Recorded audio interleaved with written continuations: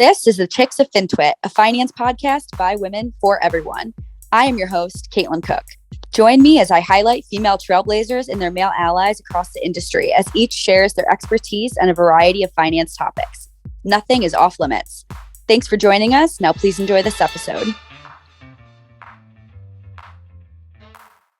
All opinions expressed by Caitlin Cook and the Chicks of FinTwit podcast guests are solely their own opinions and do not reflect the opinions of the host or any of their affiliates. This podcast is for informational purposes only, is not investment advice, and should not be relied upon for any investment decisions.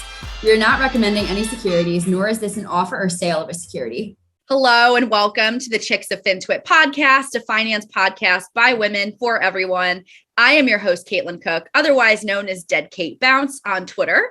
And today with us, we have Emily Binder, an entrepreneur, speaker, chief strategist of Beetle Moment Marketing, a voice-first consultancy in Austin, Texas, yeehaw, and also the founder of WealthVoice, which is a premium Alexa skill creation tool and CMS for financial professionals. Emily, welcome to the podcast. Thank you, Caitlin. I'm so excited to be here with you. Yeah, no, I am really excited for this one. It's been a long time coming. Got to see Emily finally in person in Vegas after knowing her from the Twitter sphere. So the internet is weird like that, but we finally got to meet and I'm excited to have you on. I would love to start just even, talking about your background and what you work within is all centered around voice. But how did you get to that point, and what was the opportunity that you saw to sort of start a career off in a focus on voice first when it comes to content creation?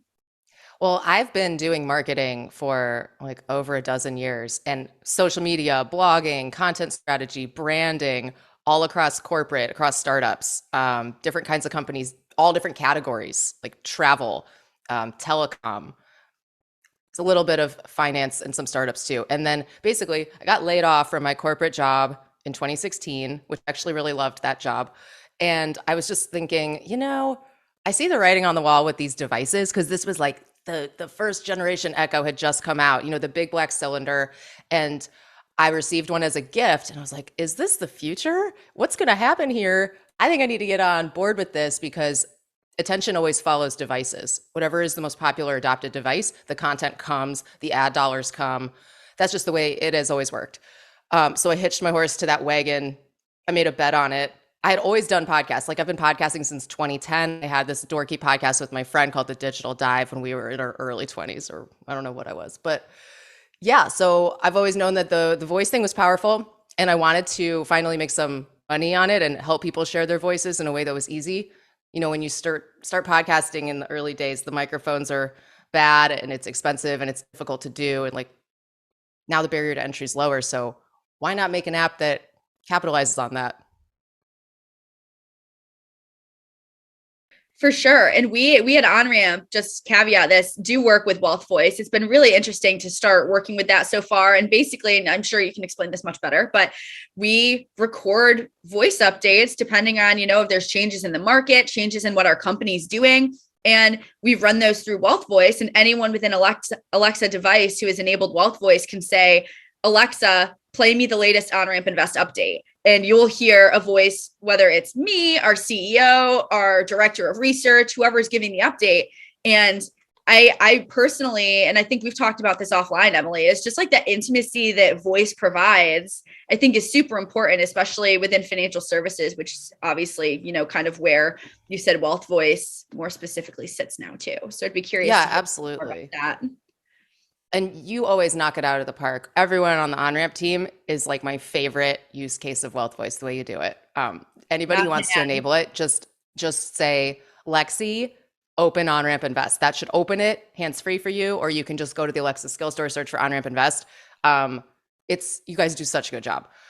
But you know what? Also, I forgot to tell this part of the story. Back in 2018, I was really into this thing called flash briefing. I'm going to say Lexi so I don't set off anyone's devices who's listening.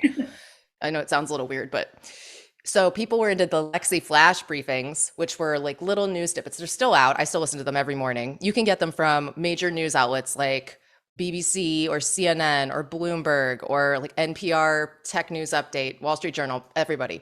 But also regular people, like everyday people can create them just like podcasts.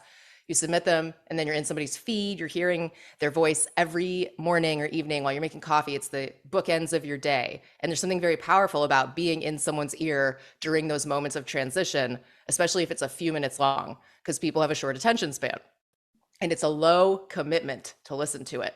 It's not like I'm subscribed to the email list or I have to read your post in my feed. It's like, okay, you're just in my ear and then out the other.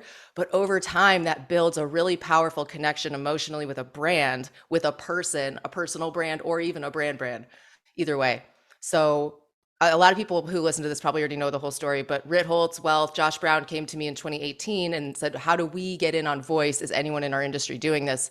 And I checked and no one's doing it. Do you want to be first? So we set up their Alexa skill. We set up the Compound Show, like custom podcast skill in its first version and their flash briefing. And they just saw amazing success. Like within the first couple of months, rankings wise on voice search for terms like finance, investing, retirement.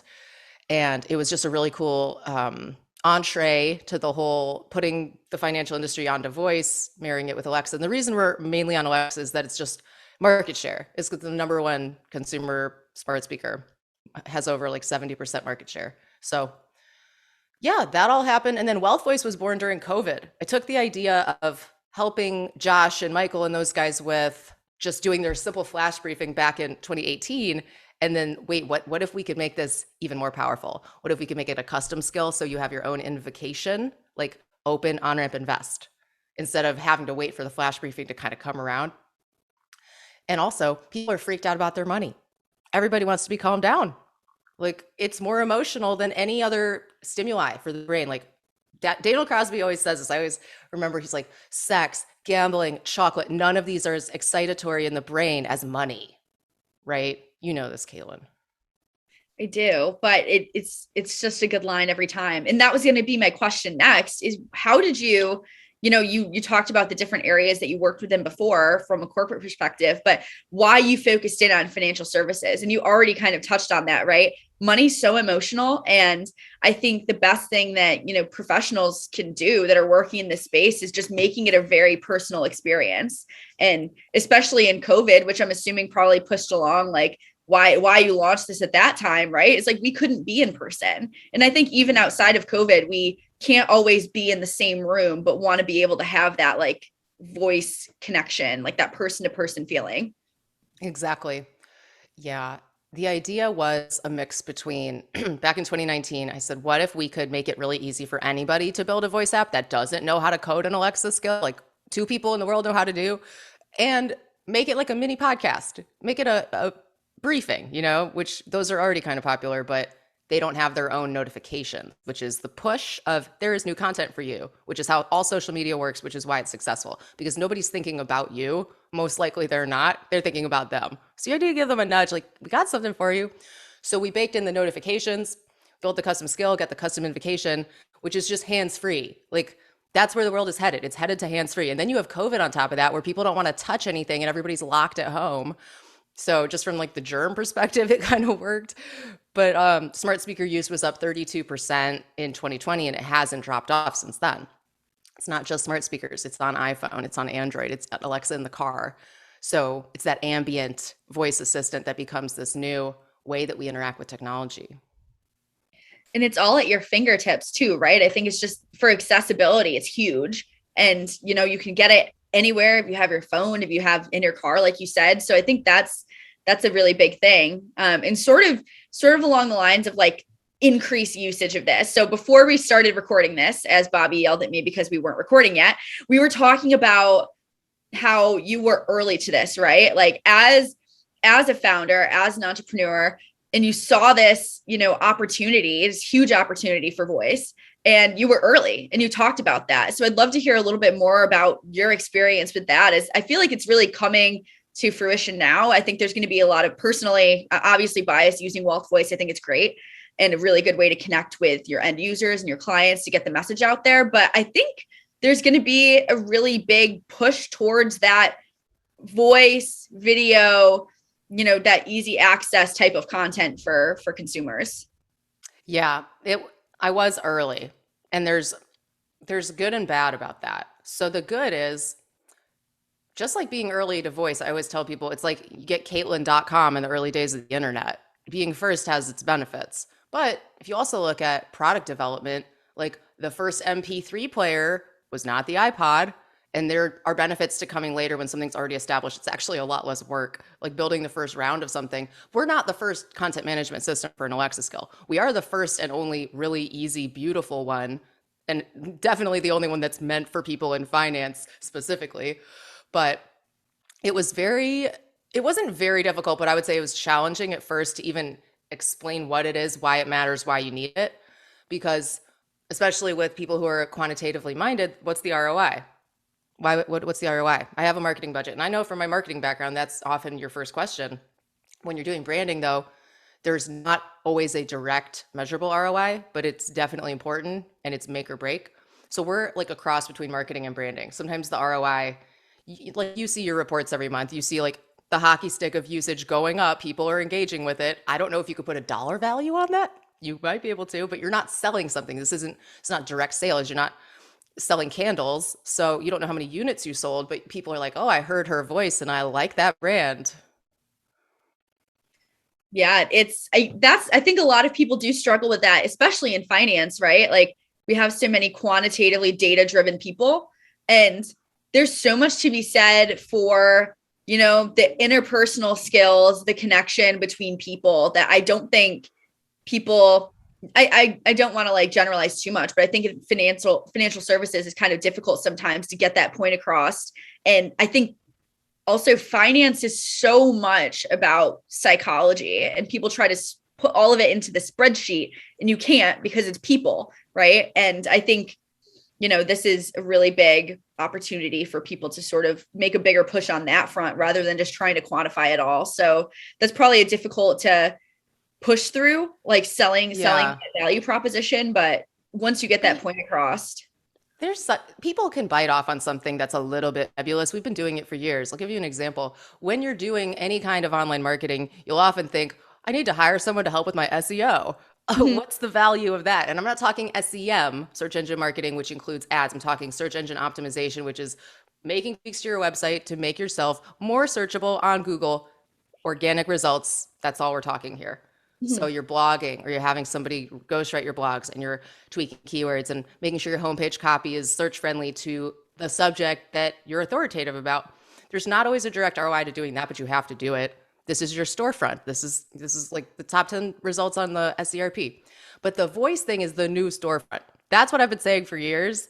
And maybe I won't turn out to be 100% right, but there's something about it that you can't ignore. I mean, just culturally, it's a moment where we shift from tap, type, and swipe to just voice first. Like get off the pane of glass that you're experiencing the world through, which is unpleasant, not ergonomic, doesn't make sense for humans.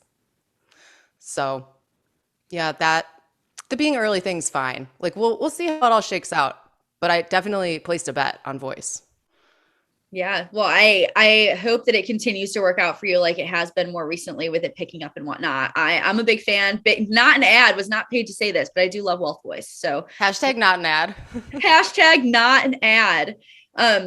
Gosh, I say that too often on this podcast. I do too. There's never ads.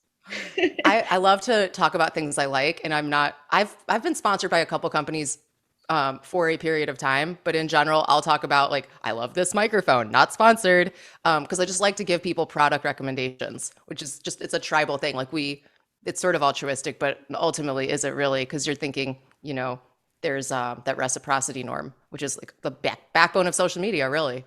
Yeah, no, absolutely. So sort of sticking out, like you've really carved out this niche or niche. Tyrone always says, I don't know how to say it either. Yeah, I don't know how you say it. But either or. Anyways, so you've created this niche area, right? For first of all, carving out just like the voice technology specific to financial services. How do you see the different use cases for this within financial services? Because for me, I see, obviously it makes sense for, at least in my mind, like financial advisors trying to interact with clients. That's one that seems to make a lot of sense. If there's market updates, something going crazy in the markets, you want to update all of your clients, but you're not going to call every single one, or it's kind of productive to maybe attempt that. You could do a WealthVoice, giving an update, putting people at ease. What are other major use cases that you see within financial services? Because I feel like there's, I feel like you're creating such a demand for this type of content and things are going that way, but I'm trying to think through like broader use across the industry rather than just Yeah. in. I love this question. So obviously you work at a startup because you're like, what's on the roadmap? Think bigger. Where else could this go? And trust me, I'm thinking about that too. So the obvious use case, what you said, is updates about, it could be about the market, but think about this, like on-ramp, I guess you would say you're a service provider or you're more of a vendor. You're not an advisor, but anyone in finance, whether you're an advisor or a vendor like me, if you are on social media, if you have a podcast, if you tweet, you can use WealthVoice because it's the same thing as like, what would you tweet out or what would you tell someone on the phone? Just put it out on WealthVoice. That's a use case though. Updates about the market, especially when there's volatility, commenting on it and giving your 2 cents on it, and something that's different from what you could get if you just were to go to like Wall Street Journal and just read the front page. What about your opinion? What about some insights? Like everything that you guys do that has to do with practice management tips, and you have themes, right? So you'll do on Wednesdays or Fridays, you do a certain type. What is it again? Remind me. It's like word of the week Wednesday or something like that. I do a word of the day, and then I know our research director does a market update. I believe on WealthVoice weekly as well. Yeah. So those are really good themes. But if you're wondering what to do content, like this is a clip you can put on Instagram. This is something that I think is helpful across all marketing. What do I talk about? What do I share? What's interesting to people? Just look at the last few things that you sent someone an email about or tweeted about or blogged about. That becomes a mini podcast easily. You could even just read it aloud. You don't have to come up with something new.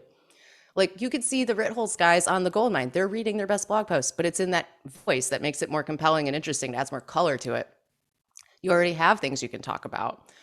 I think though, to get more creative though, which is what you really wanted me to talk about, there might be a way to do something that's more personalized based on this user and their portfolio or their goals, and have an AI-driven personalized update. Like, sure, that's where I would love for this to go, and to make it not just a general broad podcast thing, or have that be an option at least.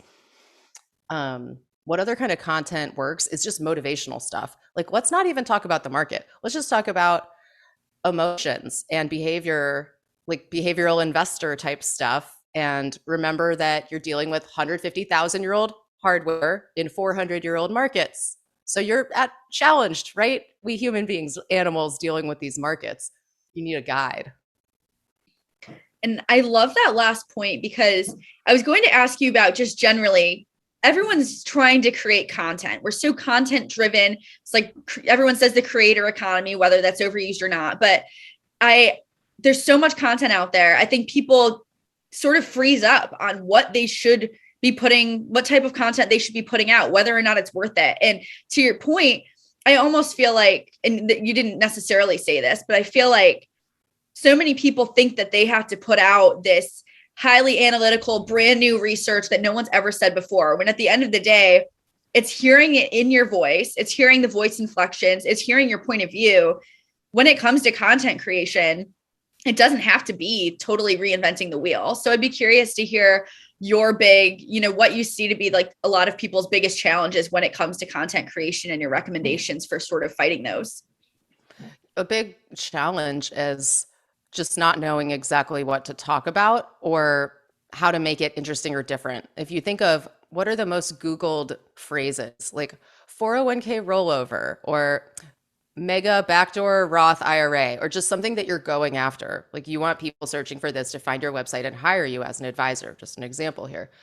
Well, that's been written about a lot. You're going to have millions of search results you're competing with. But if you could put a spin on it, or if you could offer some kind of valuable information that sets it apart, that's the way to go. If you really aren't adding anything, you're just creating more noise. And there's really no good reason to do that. So that might be a little harsh, but I mean, I've done it too. Like I've written blog posts where I try to optimize for like marketing agency, Austin, Texas. Come on. But when I do something weird and niche in voice, I'm the top search result. Like the definition of voice marketing, I made that up like 3 years ago, and then my page ranks. So come up with your own little tag handle thing, like make a new term, I heard this was Lee Peel, who she's a fitness kind of coach, and she said that there's this thing you can like make a term that somebody kind of knows what it is, where they have a hint of what the meaning of the word is, but they're not sure, so it catches their attention. And her example was like muscle memory. What is that? If you've never heard it before, you kind of can guess. There's terms like that in finance for sure that you can make up. Yeah, I also think of, if there's one thing I've learned, even if something doesn't necessarily have a meaning assigned to it originally, if you repeat it enough times, it eventually will. Hashtag get outside. It could be anything. It's just I always thought, like, I thought you were sponsored by REI. Are you? Not yet, but it's in the works. So, and in the works, I just mean manifesting. So if anyone here knows anyone at REI corporate, I'm interested. It worked for Heather McMahon because she was, do you follow Heather McMahon, the comedian? No. Okay, you're going to love her. We're exactly the same age. She's from Atlanta. I used to live in Atlanta. I was following her like 5 years ago when she was not famous and living in her mom's basement. And now she's hit it big because she manifested. But all along, she's like, I love Old Navy jeans. They just fit the best. And she's like, not sponsored, not an ad. And finally, she did get a deal with Old Navy. Like, it can happen for you. It can happen with REI. Oh, it's going to happen. REI or Patagonia. We'll see who comes first. Maybe Lulu. I don't know. But I'm going to manifest that. Everyone get outside. If you're listening to this, get out, touch some grass, go for a walk or something. I don't know.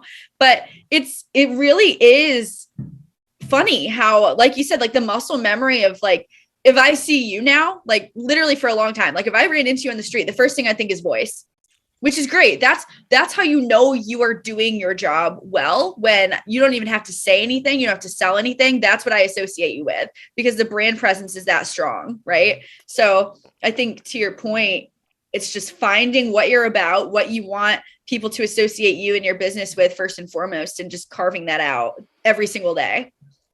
Yep. The niche or the niche. It's the way to go. Yes. It's also good if you do something that can be a little bit broader. Like don't go down so far that rabbit hole where like I don't only want to talk about Alexa forever. Like I also talk about podcasts. We can talk about other voice assistants. We can talk about sonic branding. So there's multiple legs to that share. That's also a good, I think, rule of thumb with anything branding related. Like make it broader in the application. Give it the potential to become broader.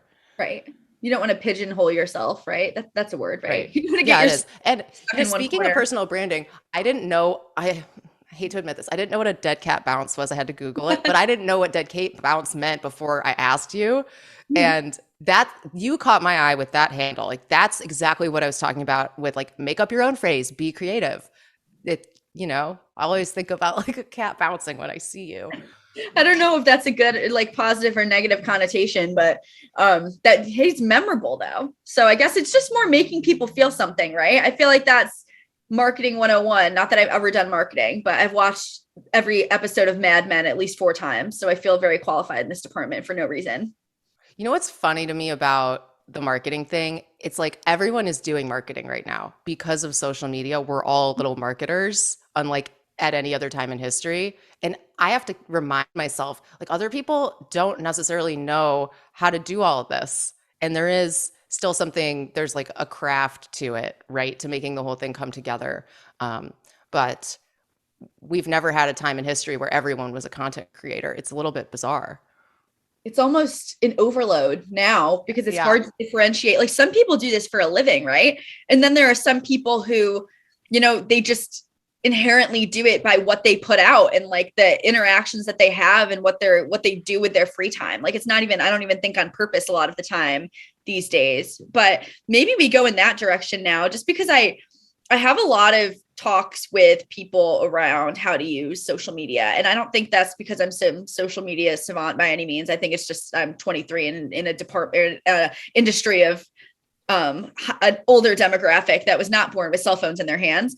But what are your tips for social media, like maximizing your utility, at least from a business perspective? Even I don't love the whole like personal branding thing because I don't think that should be work. I won't go on a tangent, but I don't think it should be work, quote unquote, or you put effort towards if it's literally you being yourself. And I think authenticity sells itself. But that being said, what are your biggest tips for social media use? Because I know everyone does it a different way, but from your marketing mind from, sitting and seeing how people have done it right and done it wrong over the years? What are your biggest takeaways? People don't really like brands. People like people. So even if you are a brand, act more like a person. And the other thing is, you have to remember, this goes back to the hero's journey or story brand, which check out this book. It's also a podcast called Story Brand by Donald Miller. I think that's his name. But he kind of, it's very archetypal, which if you set up a website or if you do any kind of content marketing, you need to think about archetypes, not just your customer personas of like the buckets of the kind of people you're going after, but they're always the hero. You are not the hero when you're selling something. You are the guide, especially when you're an advisor. Like you're the Yoda. They're the Luke Skywalker. I wish I made this up, but it's from the Story Brand whole Donald Miller thing. It's so cool. So here's just one example of that. If you're making, your tagline, your headline on your website, don't talk about us or I or we. Talk about you, the person looking at the website, because they're in their own Truman Show. You need this. You could have this life if you buy my product, hire me, whatever the service is. So in the same regard, when you're putting out content, like I've even tried this myself. And anytime I tweet something that starts with the word I versus you, it doesn't do as well because nobody cares. They want to know what's in it for me. We're all selfish. So always talk about you, the customer, the client, the end user. I've never thought about that. Maybe I should start doing that more. I love You're that. Fine. You don't. That's an easy one. I know, but it's almost just like a rephrasing because you're going to say the same idea, but you're going to phrase it where instead of saying, I found out there was this really great microphone that made my podcast sound better. You want to sound better on your podcast? ? Check out this mic I found for you. And that uses you twice. Or that's three, such an easy one, right? Like that's just such an easy reframing exercise. It's like such a quick fix for people too. So, and we are very, as creatures, just selfish beings, whether we like to think we are very philanthropic and giving and whatnot, we still can be, but end of the day, definitely comes back to me, you, or not you. It's a survival thing, right? Yeah. Like you said, old brains. So very old there. One other thing I would say from the content perspective, if you're doing anything branding wise, just be very consistent in the look and feel if you can. This is basic brand 101 stuff, but I've seen a lot of people where maybe they'll hire a junior person to handle their social media and they're just going on Canva and using like random templates of mismatched fonts and colors, which makes your brand look untrustworthy. You want everything to be aligned, like have your brand guidelines created by whoever did your logo. Ideally, they can give you like, here's our font, here's our color codes, here are the violations of our logo. Don't do this, only use it this way, and just stick with it. But that will make it look polished, and that's kind of a low-hanging fruit. Yeah, I think the attention to detail is super important. And I'd be curious as a founder too, right? Getting your message out there and being consistent. If I found anything with OnRamp, it's just like you have to be so consistent with your storytelling at the beginning. So you pound into people's heads what you do in a few words or less and just really get that stuck early on. So what do you think on kind of this whole idea of the power of storytelling? I think this goes along with voice as well, but being a founder, starting a firm, trying to get your consistent messaging out there, consistent branding. Yes, we've been very consistent from the beginning on purpose. I labored over choosing the name, choosing the colors, because colors evoke emotion. I went the first, I think it might still be in one of our iterations, but I found the actual color code of the green and the dollar bill because subliminally I want people to think about money, thriving, growth, wealth. But then we ended up choosing like a lighter green because it looked better on the website. So just stick with it, like be consistent, right? It's okay to change your logo and your color palette, but then you have to make everything match. And that takes a while. It's $1 million undertaking sometimes. Just from a branding perspective, the idea of, can you explain what you do in 10 seconds or less, or ideally in 5 words or less? What's your tagline? You're not going to know that on day one. It took me a long time I'm still figuring out the exact 5 words. I've got like a few versions of it, but it's okay if you don't have that right away. You should have an idea of what it's going to be. And that goes back to the idea of like, do this exercise. What is it and who's it for? What's the North Star? Why does it need to exist in the marketplace? And then kind of from there, the #1 crypto asset education platform. Like I even know that. And I don't work at OnRamp, but like I see it, I know it, I believe it. Love it. or educate before you allocate, right? Those that super catchy little sound bites, I think. And there's so much thought that has to be put into that. But if you think of like, I mean, maybe this is more just like recency bias stuff that I'm thinking of, but think of like all of the most popular brands today, like just do it, it's like things like that are so catchy, and it may not even be directly related. Like when you hear that, I don't think of sports or like athletic apparel and soccer cleats and stuff. It just evokes a feeling. And I automatically know you're talking about Nike. So, oh my gosh, I love this case study. So Wyden and Kennedy, the agency that came up with the Just Do It slogan, this was I believe it was in the 80s. And this was just going to be a one-off campaign. It was not meant to become like the hallmark of the entire brand for the next 5 decades. But the idea was we want to make this apparel accessible to everybody, not just athletes. So we need a phrase that makes people feel like inspired to go out and be an athlete, even if you're not one. And that captured it.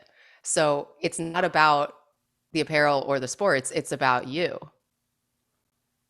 And that's like my favorite example. It's still my favorite one. Like I like Think Different, all the classics. Actually, A Diamond Is Forever. There's so many good ones, and you'll notice they're under 5 words. I was going to ask you, what are your favorite ones off the top of your head? People who are firms who have done it right. Favorite taglines? Those ones. And then this is weird because I used to work in the car rental business, but I really love We'll Pick You Up from Enterprise. We'll pick you up. It's like, I want someone to just pick me up. Like when you're a kid, you feel safe. Let's see. I'm loving it from McDonald's is okay. I like that it's 2 words, but I don't think it really relates to their product that much, like some of the other ones do. Loving what, obesity, lots of salt in your fries. Yeah, they have some brand McDonald's challenges fries. For sure. Don't get me wrong.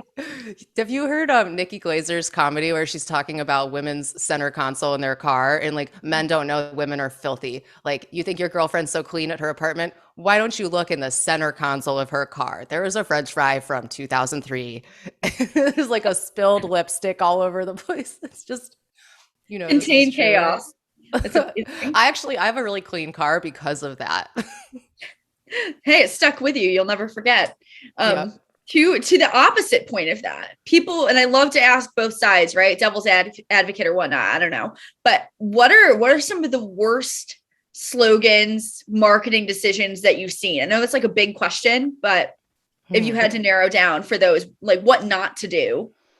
You know what? I think about more PR failures when you ask this. And we were talking about Lululemon, but do you remember a few years ago, I think there was this PR crisis where the Lululemon leggings were shown to be like sheer. The fabric wasn't as thick as it needed to be on the back. And then the CEO came out in defense and he was like, well, these pants are not for every body type. Some people stretch them out a little too much, something like that. And there's all this backlash.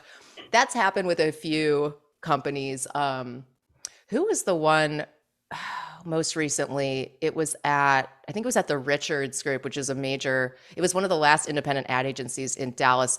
And Stan Richards, who at this point, he was like 80, it happened a year or 2 ago, but he said something about their client, which I believe it was Motel 6, and they're creating commercials for Motel 6.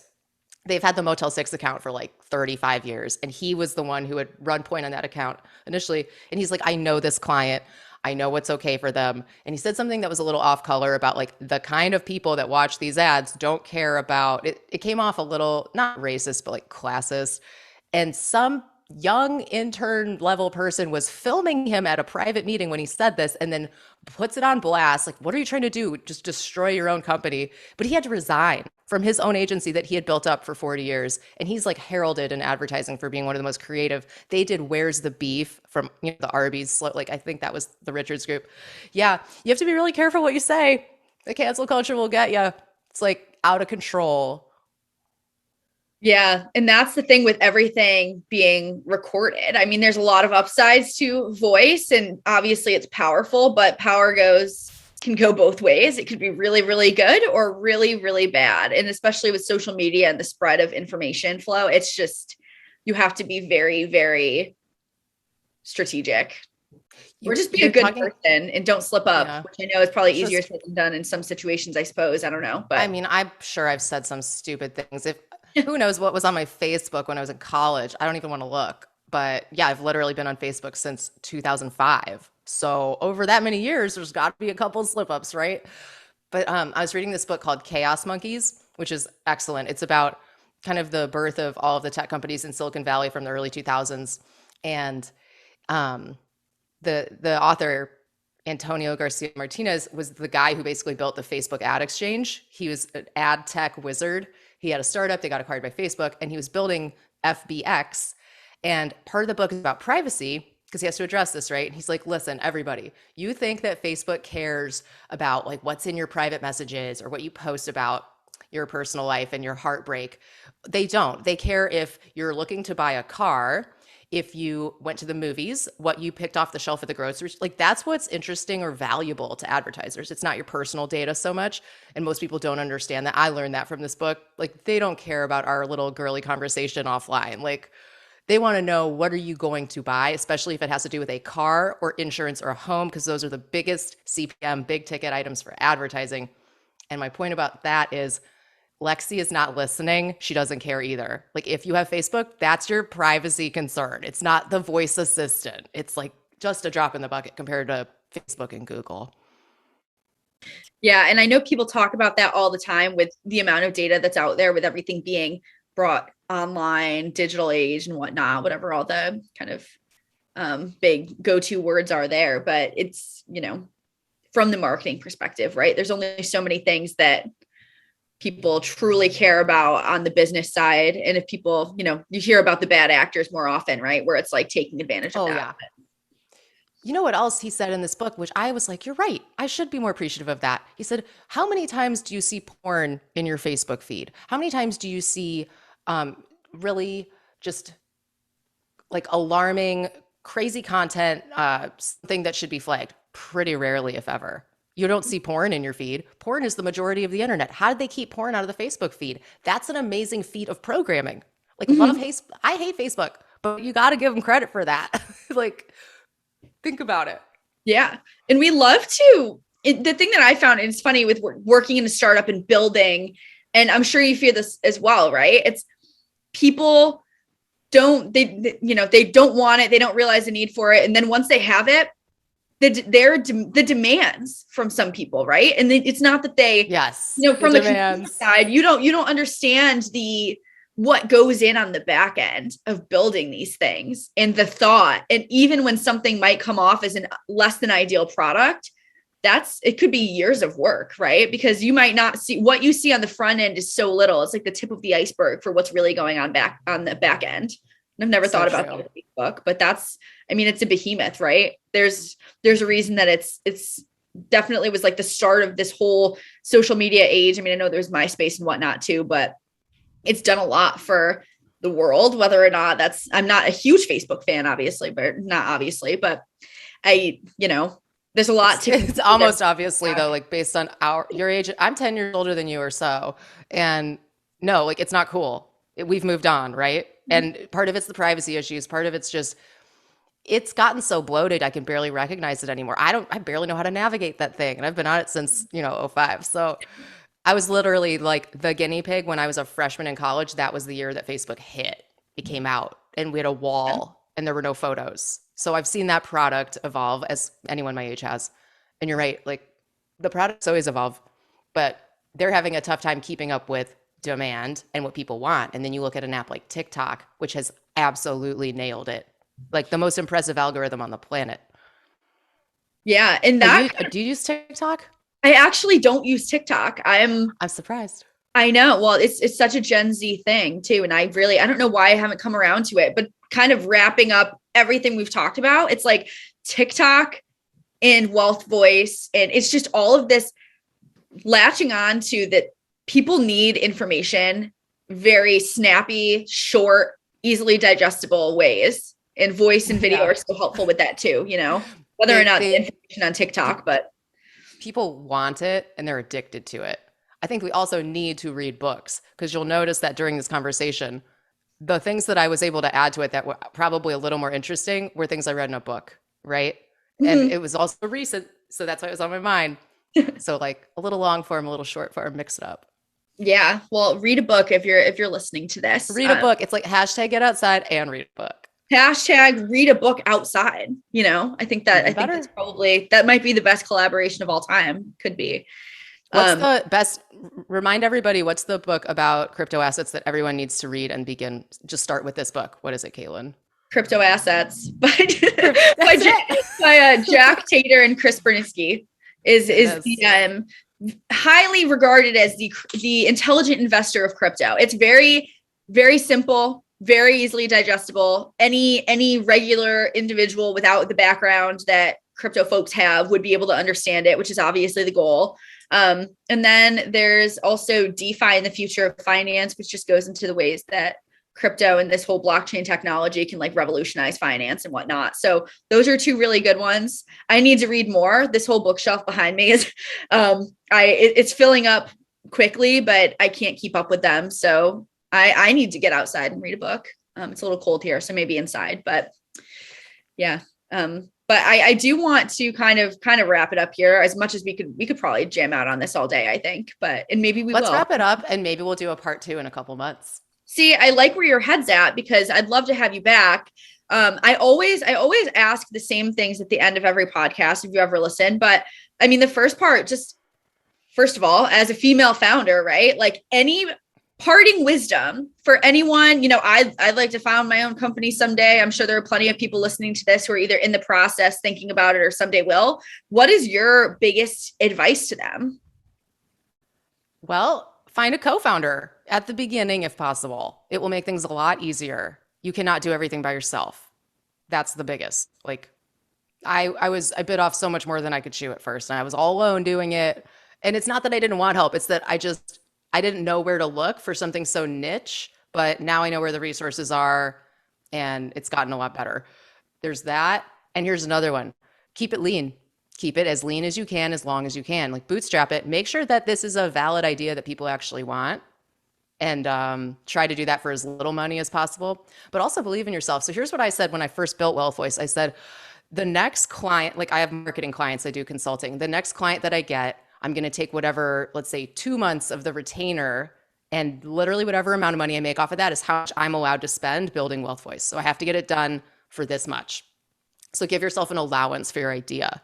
And then mentally, it won't be as stressful of like, oh, I'm dipping into my savings on this, moonshot. No, just I'm gonna take a chance. I'm gonna place a bet, invest in myself.